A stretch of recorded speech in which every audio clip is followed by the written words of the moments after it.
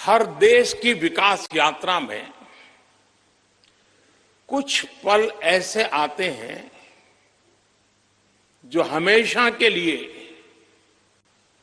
अमर हो जाते हैं।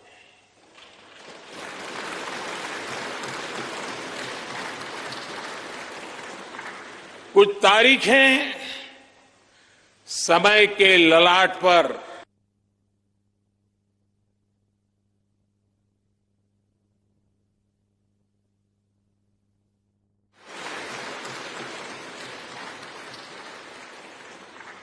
कुछ तारीखें समय के ललाट पर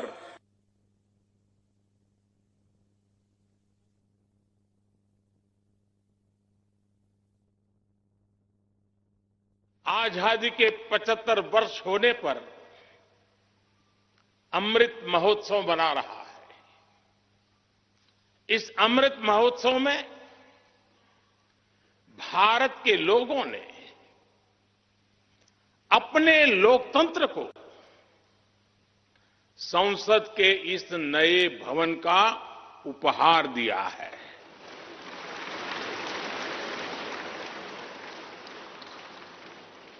आज सुबह ही संसद भवन परिसर में सर्वपंथ प्रार्थना हुई है।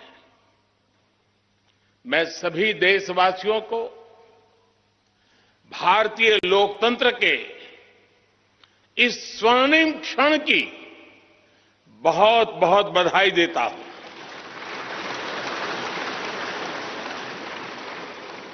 साथियों, ये सिर्फ एक भवन नहीं है, ये 140 करोड़ भारतवासियों की आकांक्षाओं और सपनों का प्रतिबिंब है।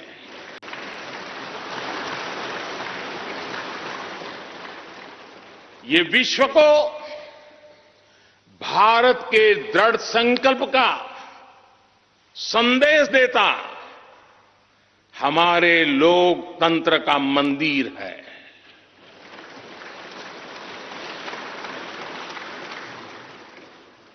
ये नया संसद भवन योजना को यथार्थ से, नीति को निर्माण से, इच्छा शक्ति को क्रिया शक्ति से, संकल्प को सिद्धि से जोड़ने वाली अहम कड़ी साबित होगा। ये नया भवन हमारे स्वतंत्रता सेनानियों के सपनों को साकार करने का माध्यम बनेगा। ये नया भवन आत्मनिर्भर भारत के सूर्योदय का साक्षी बनेगा।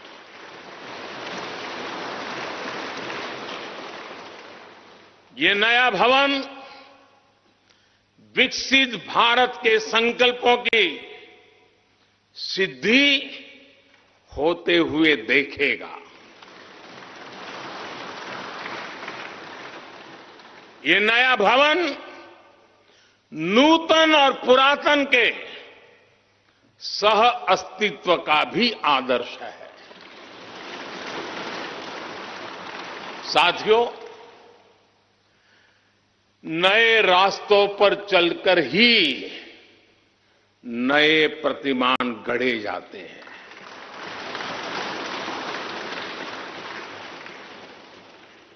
आज नया भारत नए लक्ष्य तय कर रहा है, नए रास्ते गढ़ रहा है। नया जोश है, नया उमंग है, नया सफर है, नई सोच है। दिशा नई है, दृष्टि नई है, संकल्प नया है, विश्वास नया है।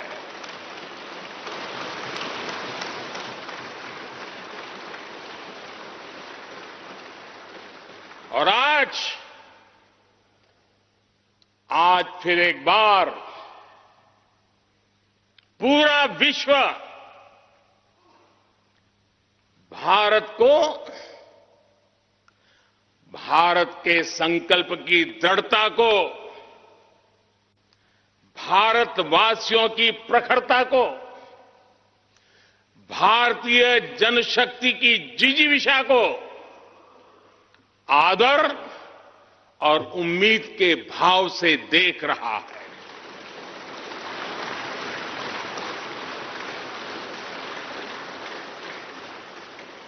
जब भारत आगे बढ़ता है तो विश्व आगे बढ़ता है।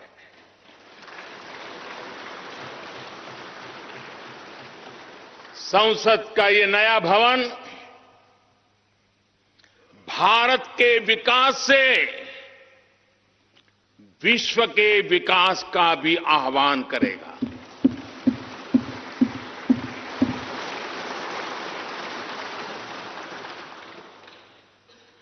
साथियों,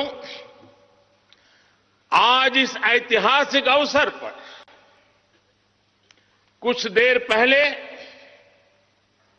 संसद की इस नई इमारत में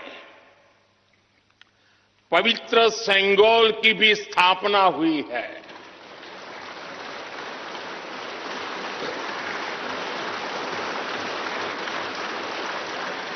महान चोल साम्राज्य में सेंगोल को कर्तव्य पथ का, सेवा पथ का, राष्ट्र पथ का प्रतीक माना जाता था। राजा जी और आदीनम के संतों के मार्गदर्शन में यही सेंगोल सत्ता के हस्तांतरण का प्रतीक बना था। तमिलनाडु से विशेष तौर पर आए हुए आदीनम के संत आज सुबह संसद भवन में हमें आशीर्वाद देने उपस्थित हुए थे। मैं उन्हें पुनः श्रद्धापूर्वक नमन करता हूं। उनके ही मार्गदर्शन में लोकसभा में ये पवित्र सेंगोल स्थापित हुआ है। पिछले दिनों मीडिया में इसके इतिहास से जुड़ी बहुत सारी जानकारी उजागर हुई है। मैं इसके विस्तार में नहीं जाना चाहता हूं, लेकिन मैं मानता हूं ये हमारा सौभाग्य है कि इस पवित्र सेंगोल को हम उसकी गरिमा लौटा सके हैं, उसकी मान मर्यादा लौटा सके हैं। जब भी इस संसद भवन में कार्रवाई शुरू होगी, ये सेंगोल हम सभी को प्रेरणा देता रहेगा। साथियों, भारत एक लोकतांत्रिक राष्ट्र ही नहीं बल्कि लोकतंत्र की जननी भी है, मदर ऑफ डेमोक्रेसी भी है। भारत आज वैश्विक लोकतंत्र का भी बहुत बड़ा आधार है। लोकतंत्र हमारे लिए सिर्फ एक व्यवस्था नहीं, एक संस्कार है, एक विचार है, एक परंपरा है। हमारे वेद हमें सभाओं और समितियों के लोकतांत्रिक आदर्श सिखाते हैं। महाभारत जैसे ग्रंथों में गणों और गणतंत्रों की व्यवस्था का उल्लेख मिलता है। हमने वैशाली जैसे गणतंत्रों को जीकर दिखाया है। हमने भगवान बसवेश्वर के अनुभव मंटपा को अपना गौरव माना है। तमिलनाडु में मिला 900 ईस्वी का शिलालेख आज भी हर किसी को हैरान कर देता है। हमारा लोकतंत्र ही हमारी प्रेरणा है, हमारा संविधान ही हमारा संकल्प है। इस प्रेरणा, इस संकल्प की सबसे श्रेष्ठ प्रतिनिधि अगर कोई है तो ये हमारी संसद है। और ये संसद देश की जिस समृद्ध संस्कृति का प्रतिनिधित्व करती है, उसका उद्घोष करती है। शेते निपद्यमानस्य, शेते निपस्य मानस्य चराति चर्त भगः चरैवेति चरैवेति चरैवेति।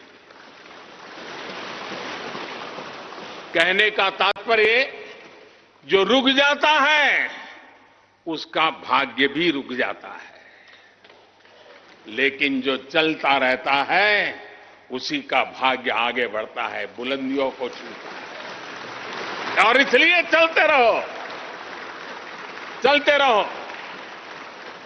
गुलामी के बाद हमारे भारत ने बहुत कुछ खोकर अपनी नई यात्रा शुरू की थी।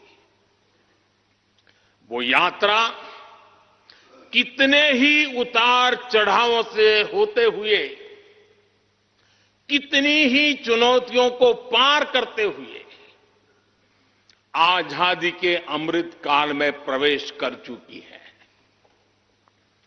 आजादी का ये अमृत काल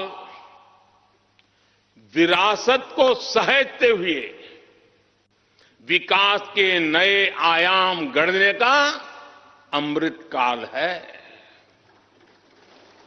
आजादी का ये अमृत काल देश को नई दिशा देने का अमृत काल है। आजादी का ये अमृत काल अनंत सपनों को, असंख्य आकांक्षाओं को पूरा करने का अमृत काल है। इस अमृत काल का आह्वान है, इस अमृत काल का आह्वान है मुक्त मातृभूमि को, मुक्त मातृभूमि को नवीन पान चाहिए, नवीन पर्व के लिए नवीन प्राण चाहिए। मुक्त गीत हो रहा, मुक्त गीत हो रहा नवीन राग चाहिए, नवीन पर्व के लिए नवीन प्राण चाहिए।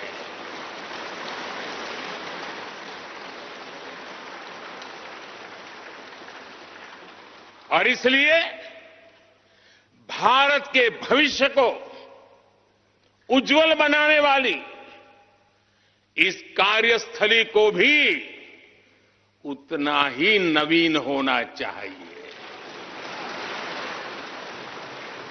आधुनिक होना चाहिए। साथियों, एक समय था जब भारत दुनिया के सबसे समृद्ध और वैभवशाली राष्ट्रों में गिना जाता था। भारत के नगरों से लेकर महलों तक, भारत के मंदिरों से लेकर मूर्तियों तक, भारत का वास्तु भारत की विशेषज्ञता का उद्घोष करता था। सिंधु सभ्यता के नगर नियोजन से लेकर मौर्यकालीन स्तंभों और स्तूपों तक, चोल शासकों के बनाए भव्य मंदिरों से लेकर जलाशयों और बड़े बांधों तक भारत का कौशल विश्व भर से आने वाले यात्रियों को हैरान कर देता था। लेकिन सैकड़ों साल की गुलामी ने हमसे हमारा ये गौरव छीन लिया। एक ऐसा भी समय आ गया जब हम दूसरे देशों में हुए निर्माण को देखकर मुग्ध होने लग गए। 21वीं सदी का नया भारत बुलंद हौसले से भरा हुआ भारत अब गुलामी की उस सोच को पीछे छोड़ रहा है। आज भारत प्राचीन कला की उस गौरवशाली धारा को एक बार फिर अपनी तरफ मोड़ रहा है और संसद की ये नई इमारत इस प्रयास का जीवंत प्रतीक बनी है। आज नए संसद भवन को देखकर हर भारतीय गौरव से भरा हुआ है। इस भवन में विरासत भी है, वास्तु भी है, इसमें कला भी है, कौशल भी है, इसमें संस्कृति भी है और संविधान के स्वर भी है। आप देख रहे हैं कि लोकसभा का आंतरिक हिस्सा, यहां भी देखिए, यहां भी देखिए, राष्ट्रीय पक्षी मोर पर आधारित है। राज्यसभा का आंतरिक हिस्सा राष्ट्रीय फूल कमल पर आधारित है और संसद के प्रांगण में हमारा राष्ट्रीय वृक्ष बरगद भी है। हमारे देश के अलग अलग हिस्सों की जो विविधता है, इस नए भवन ने उन सबको समाहित किया है। इसमें राजस्थान से लाए गए ग्रेनाइट और बलुआ पत्थर लगाए गए हैं।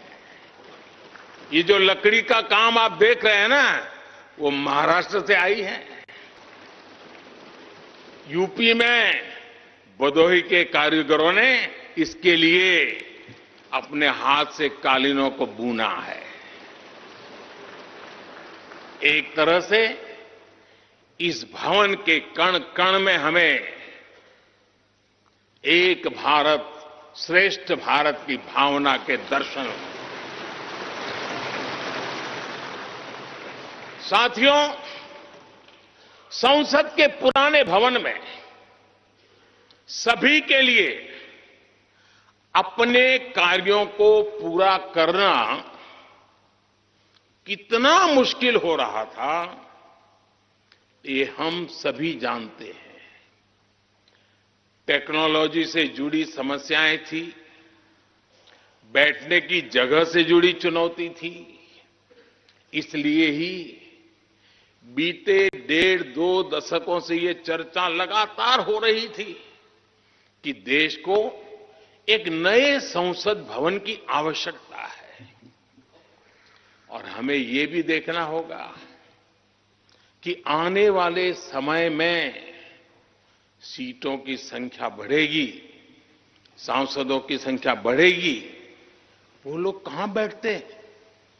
और इसलिए ये समय की मांग थी कि संसद की नई इमारत का निर्माण किया जाए। और मुझे खुशी है कि भव्य इमारत आधुनिक सुविधाओं से पूरी तरह लैस है। आप देख रहे हैं कि इस समय भी इस हॉल में सूरज का प्रकाश सीधे आ रहा है, बिजली कम से कम खर्च हो, हर तरफ लेटेस्ट टेक्नोलॉजी वाले गैजेट्स हों, इन सभी का इसमें पूरा ध्यान रखा गया है।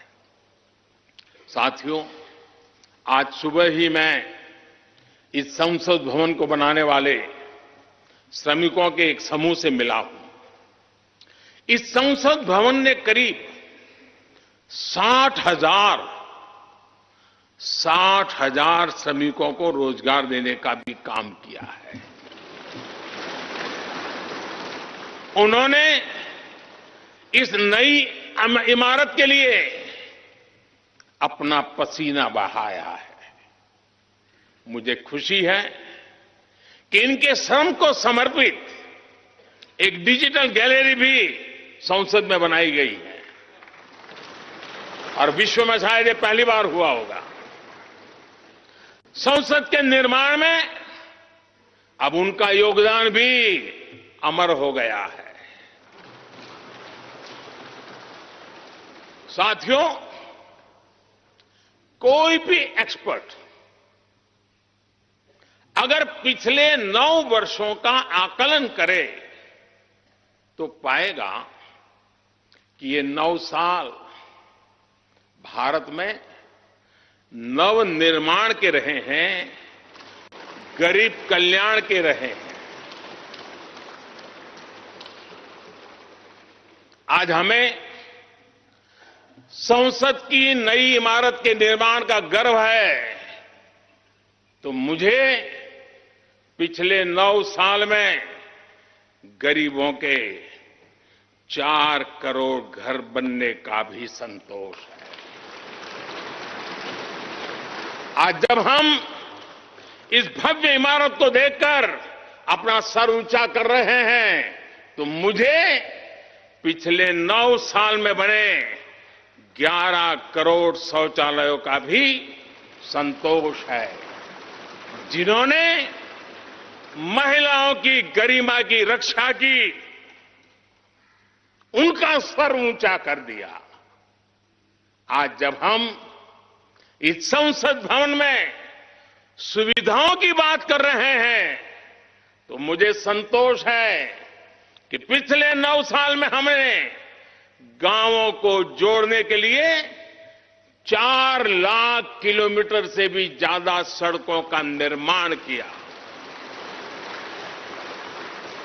आज जब हम इस इको फ्रेंडली इमारत को देखकर खुश हैं, तो मुझे संतोष है कि हमने पानी की एक एक बूंद बचाने के लिए 50,000 से ज्यादा अमृत सरोवरों का निर्माण किया है।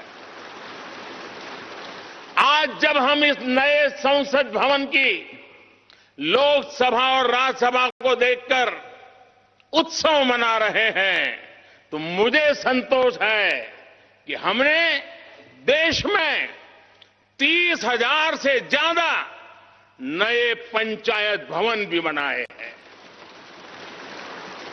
यानी पंचायत भवन से लेकर संसद भवन तक हमारी निष्ठा एक ही है, हमारी प्रेरणा एक रही। देश का विकास, देश के लोगों का विकास। साथियों, आपको ध्यान होगा 15 अगस्त को लाल किले से मैंने कहा था, यही समय है, सही समय है।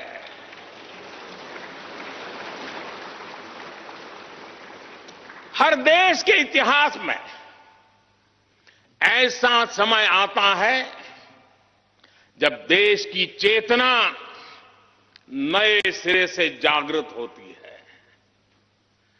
भारत में आजादी के 25 साल पहले, 47 के पहले 25 साल याद कीजिए, आजादी के 25 साल पहले ऐसा ही समय आया था। गांधी जी के असहयोग आंदोलन ने पूरे देश को एक विश्वास से भर दिया था। गांधी जी ने स्वराज के संकल्प से हर भारतवासी को जोड़ दिया था। ये वो दौर था जब हर भारतीय आजादी के लिए जी जान से जुट गया था। इसका नतीजा हमने 1947 में भारत की आजादी के तौर पर देखा। आजादी का ये अमृत काल भी भारत के इतिहास का ऐसा ही पड़ाव है। आज से 25 साल बाद भारत अपनी आजादी के 100 वर्ष पूरे करेगा। हमारे पास भी 25 वर्ष का अमृत कालखंड है। इन 25 वर्षों में हमें मिलकर भारत को विकसित राष्ट्र बनाना है।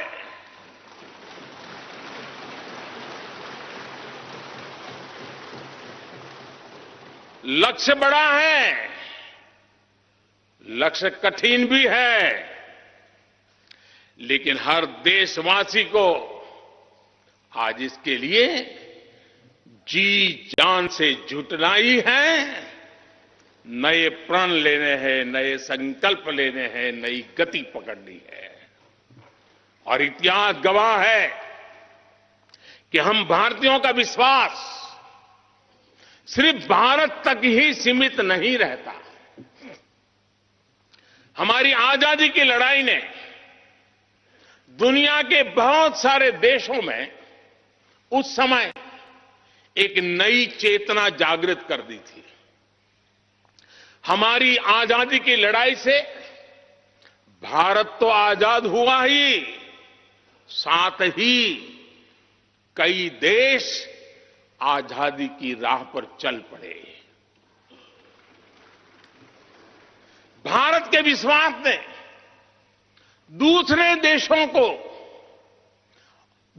देशों के विश्वास को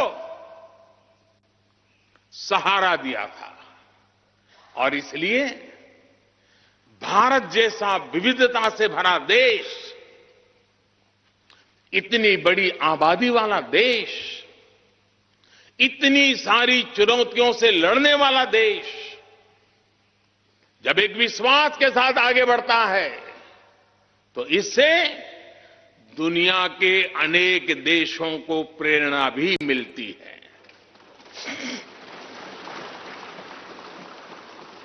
भारत की हर सफलता आने वाले दिनों में दुनिया के अलग अलग भूभाग में अलग अलग देशों की सफलता के रूप में प्रेरणा का कारण बनने वाली है। आज यदि भारत तेजी से गरीबी दूर करता है तो ये कई देशों को गरीबी से बाहर आने की प्रेरणा भी देता है। भारत का विकसित होने का संकल्प कई और देशों का संबल बनेगा। इसलिए भारत की जिम्मेदारी और बड़ी हो जाती है। और साथियों, सफलता की पहली शर्त सफल होने का विश्वास ही होती है। ये नया संसद भवन इस विश्वास को नई बुलंदी देने वाला है। ये विकसित भारत के निर्माण में हम सभी के लिए नई प्रेरणा बनेगा। ये संसद भवन हर भारतीय के कर्तव्य भाव को जागृत करेगा। मुझे विश्वास है इस संसद में जो जनप्रतिनिधि बैठेंगे वे नई प्रेरणा के साथ लोकतंत्र को नई दिशा देने का प्रयास करेंगे।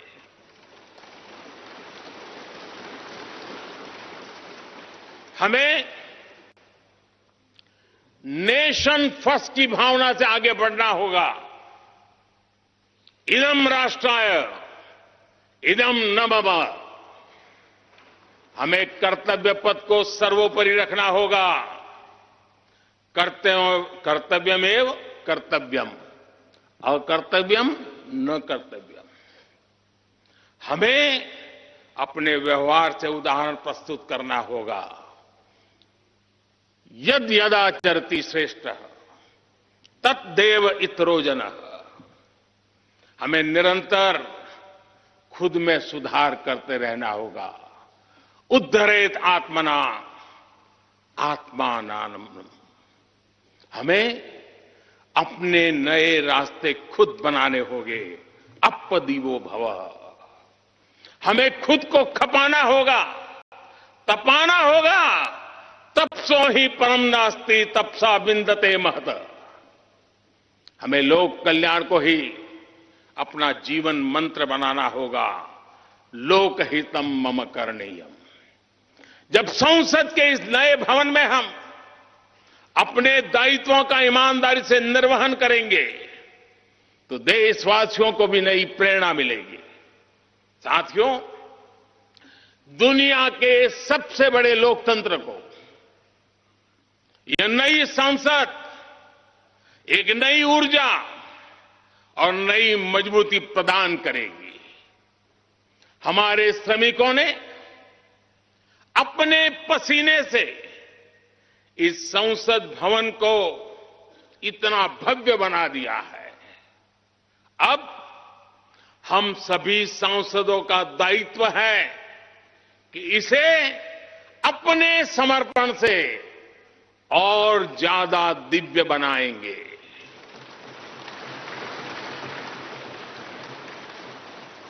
एक राष्ट्र के रूप में हम सभी 140 करोड़ भारतीयों का संकल्प ही इस नई संसद की प्राण प्रतिष्ठा है।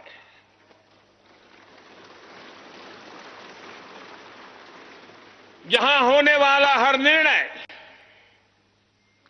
आने वाली सदियों को सजाने संवारने वाला है। यहां होने वाला हर निर्णय आने वाली पीढ़ियों को सशक्त करने वाला होगा। यहां होने वाला हर निर्णय भारत के उज्ज्वल भविष्य का आधार बनेगा। गरीब, दलित, पिछड़ा, आदिवासी, दिव्यांग समाज के हर वंचित परिवार के सशक्तिकरण का, वंचितों को वरीयता का रास्ता यहीं से गुजरता है। इस नए संसद भवन की हर ईंट, हर दीवार, इसका कण कण गरीब के कल्याण के लिए समर्पित है।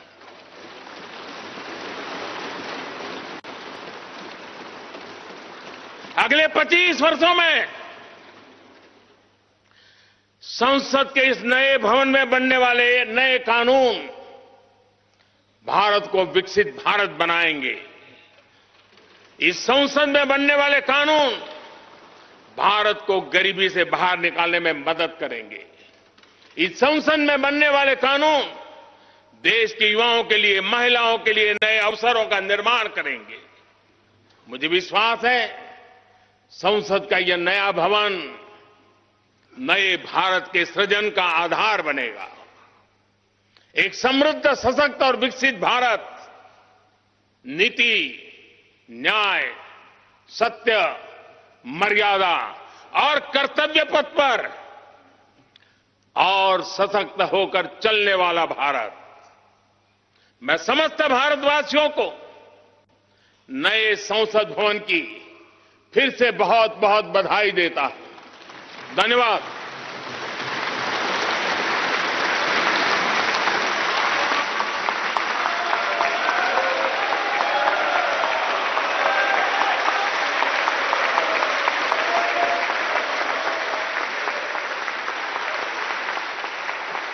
धन्यवाद माननीय प्रधानमंत्री जी।